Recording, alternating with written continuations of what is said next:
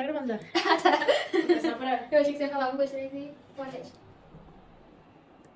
Oi meus amores, tudo bem? Eu sou a Mari Dias e sejam muito bem-vindos a mais um vídeo do canal. E hoje eu vou te dar 10 motivos pelos quais você deveria começar a assistir agora She-Ra e as Princesas do Poder.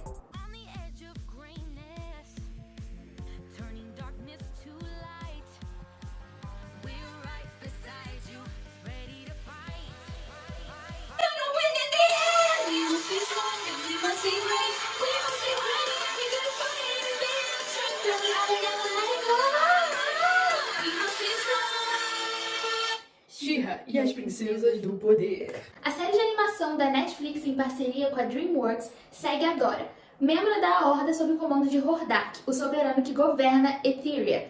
Após se perder na floresta durante uma missão, a Dora encontra uma espada mágica que a transforma em She-Ra, uma princesa e heroína.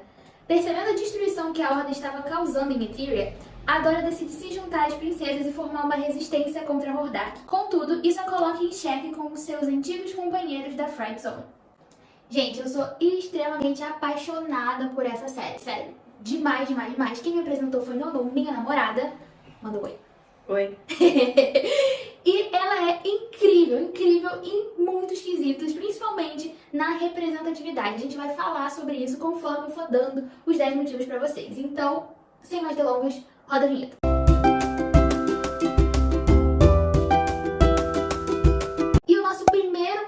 Para vocês assistirem a série está logo lá nos bastidores, no início, na produção dela. A escritora da série é a Noelle Stevenson e ela é uma pessoa não binária que atende por todos os pronomes. Ela é casada com uma mulher e ela tem mais outras 2 produções que são bem reconhecidas, assim, principalmente pela crítica. Ela já ganhou muitos prêmios com essas produções, que é a webcomic Nimona e a série de quadrinhos Lumberjanes. Nessas 2 produções, a gente também encontra uma forte representatividade LGBT e também muitas questões relacionadas a gênero, a feminismo. Então essa já é uma pauta muito forte da Noelle e ela tinha expressado o quanto ela queria que She-Ra tivesse muita representatividade, mas ela queria fazer isso de uma forma que fosse leve e de uma forma que fosse bem recebida pelo público. 2 things that were at the forefront of my approach to the series when it came to elaborating on the original show was, one, it was diversity of character, making sure we were representing a variety of characters in as many ways as possible in a way that reflects our real world. Mas aí vocês me perguntam, Mari, como assim representatividade LGBT? Porque em várias animações, principalmente nos últimos 10 anos pra cá, a gente tem tido alguns personagens que são LGBT, mas geralmente isso só é confirmado depois que a produção já tá no ar, o filme ou a série, e assim uma pessoa bem ali no cantinho, uma história que não é desenvolvida, a pessoa tem alguns segundos de tela, e às vezes isso já é suficiente pra quebrar a internet, o mundo, os conservadores, todo mundo cai em cima. Como assim? O que você quer dizer com representatividade LGBT? Gente, eu quero dizer que a maioria dos personagens, não todos os personagens, são LGBTQIA+, de alguma forma. E o meu segundo motivo para vocês assistirem a série é que ela já começa com alguns casais já estabelecidos. E o exemplo que eu tenho para dar para vocês é a Spinnerella e a Netossa, que são um casal lésbico. E elas já são apresentadas como um casal já na primeira temporada. Elas se tratam como querida e a gente sabe que elas são um casal. E conforme a história vai desenvolvendo, a gente vê que elas estão sempre juntas, elas são um casal. E inclusive tem um episódio em que uma delas está meio preocupada, achando que esqueceu o aniversário de namoro delas. Então isso está completamente claro. E aí responde aquela pergunta que muita gente conservadora, homofóbica, lança, do tipo, como é que os meus filhos vão entender que nessa série tem um casal gay, lésbico? Da forma como entende qualquer outro casal, elas simplesmente estavam ali. A gente não sabe quando a gente começou a entender que os nossos pais, por exemplo, não eram amigos, eram um casal. Quando é que a gente começou a entender, né, que as princesas da Disney tinham uns príncipes e eles eram diferentes do que uma relação de amizade. Então, isso já tá dentro da gente. A gente vai entendendo aos poucos, na mesma fluidez que você entende que existe um casal hétero, você também pode entender que existe um casal homossexual. O terceiro motivo é que a série tem representação de famílias LGBT. Isso é extremamente importante, porque muitas pessoas têm essa visão de que a pessoa LGBTQIA+, vive uma vida completamente paralela, e na verdade o que a gente tem é que a maioria das pessoas que são parte da comunidade vivem vidas completamente normais, no padrão da sociedade, né? Se casam, têm filhos, e é muito importante a gente ver essa representação de famílias com 2 pais, com 2 mães, E a gente tem um episódio incrível, que é o episódio que mostra pra gente os pais do Bo. No episódio, eles vão numa viagem pra casa dele, e é quando a gente descobre que ele tem 2 pais gays. Eu lembro que quando eu vi esse episódio, eu fiquei completamente maravilhada. E o mais legal é que em nenhum momento foi uma questão pra Dora e pra... Glimmer. Isso, pra Glimmer. Em nenhum momento isso foi uma questão pra Dora e pra Glimmer, que estavam lá com ele. Isso foi trazido com muita naturalidade. Outra representatividade da série, que não é realmente LGBTQIA+, mas a gente precisa falar sobre, é representatividade autista, com a personagem da Entrapta, maravilhosa. Meu Deus do céu, eu amo a Entrapta. A Entrapta é extremamente ligada em tecnologia, ela é um gênio da tecnologia e ela tem uma certa dificuldade com alguns relacionamentos interpessoais. Quando você vê a série, fica muito claro que ela pode sim ser autista, mas isso foi na verdade confirmado porque os fãs, principalmente a comunidade autista que começou a se sentir muito relacionada com a personagem, foi questionar a autora da série, a Noel, no Twitter, e ela confirmou que sim, a Entrapta é autista e na verdade um dos membros ali da equipe que é autista ajudou eles a criarem a personagem. Então ela é um amor e é muito legal como ela abraça a diferença dela. Ela diz, tem um episódio que ela fala que ela sabe que ela é diferente. Existem diferenças, existem imperfeições nas pessoas, mas isso que faz as pessoas serem especiais. Remember, your imperfections are beautiful! O quinto motivo é que além da diversidade de orientações sexuais, a gente também tem diversidade de identidade de gênero, o que é muito legal e acontece de uma forma completamente fluida, igual tudo nessa série. E a gente tem uma representatividade não binária muito legal com o personagem Double Trouble. E é muito legal porque desde a primeira cena que o Double Trouble aparece, todo mundo se refere a ele como they, que é o pronome que é usado na língua inglesa para pessoas não binárias.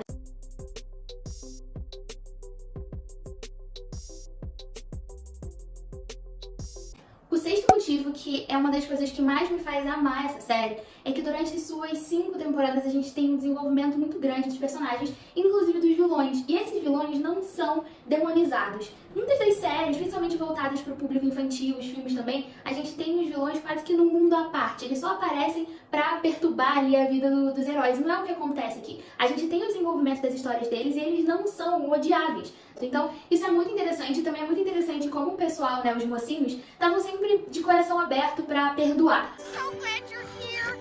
So are we all just like okay with it? Mesmo que em algum momento, assim, no primeiro instante pudesse ser difícil para alguns deles, eles reconheciam que todo mundo merecia uma segunda chance e isso é muito legal. E como eles priorizam a amizade, para eles, se eles estavam podendo agora ter mais um amigo, então ótimo, vamos abraçar essa pessoa. O sétimo motivo é que essa série quebra demais as expectativas e os padrões de feminilidade e masculinidade. O que a sociedade geralmente espera, né, de como um homem e uma mulher deve se portar ou deve parecer, né, em aparência.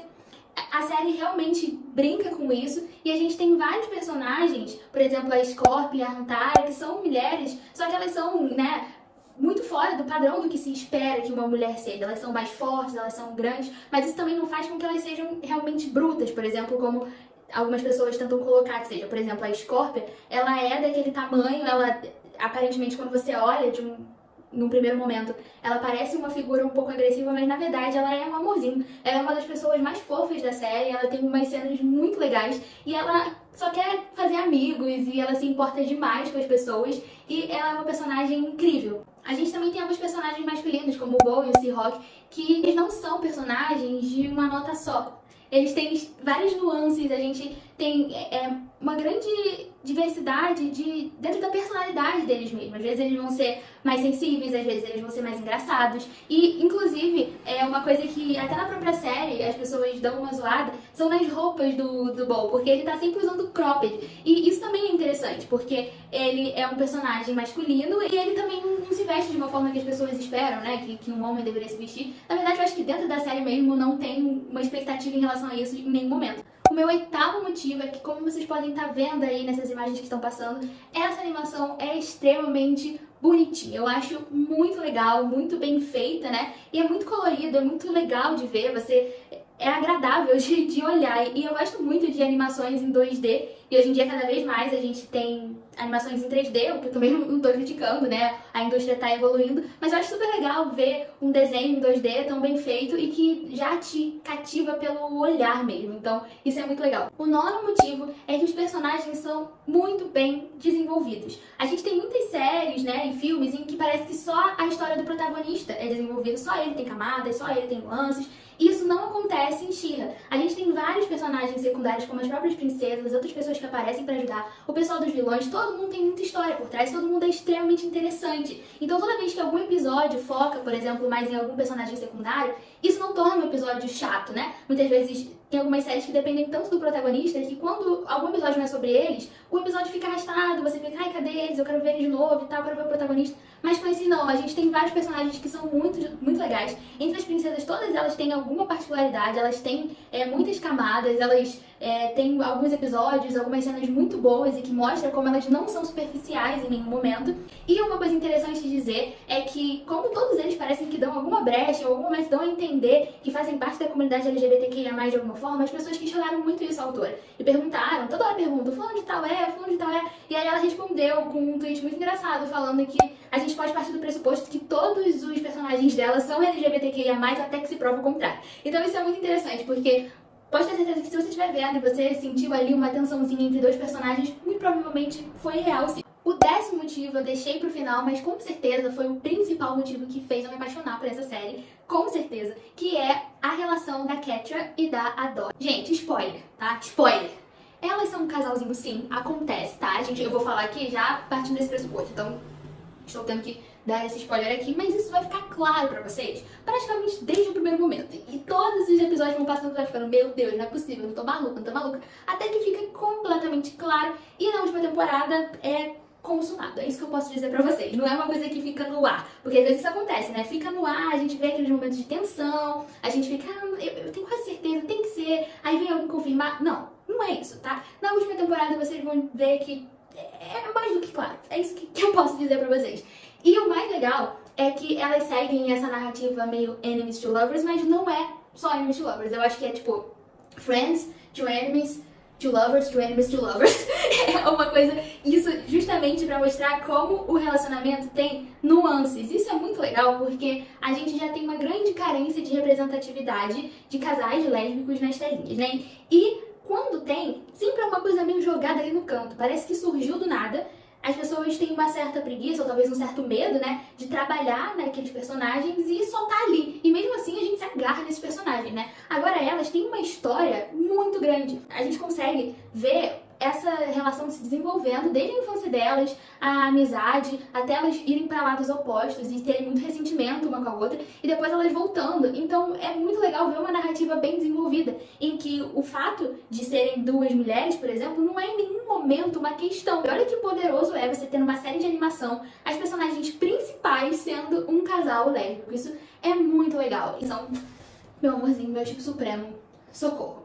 É isso, gente. Espero muito que vocês vejam She-Ra e as Princesas do Poder na Netflix. Gente, vê. É sério. É sério. Porque às vezes tem umas séries ou uns filmes que a gente vai até futuramente comentar aqui e são meio, né, a gente engole com muita força porque a gente quer representatividade. Mas aqui não. Aqui é extremamente fácil, extremamente leve, extremamente legal de gostar. E a gente gosta, assim, com propriedade. Porque eles entregaram pra gente uma obra-prima de representatividade aqui, pelo menos no que a gente pode entender pra nossa década, eu acho, assim. Eles estão extremamente avançados e a própria autora falou que espera muito que a série inspire alguns outros produtores, algumas outras empresas, né, de entretenimento a arriscarem e colocarem mais representatividade LGBTQIA mais explícitas nos seus filmes, nos seus desenhos. Então, é incrível, assistam, vocês não vão se arrepender. E se você já assistiu, me diz aqui embaixo o que você gostou. Não esquece, gente, de se inscrever no canal, deixar o seu like.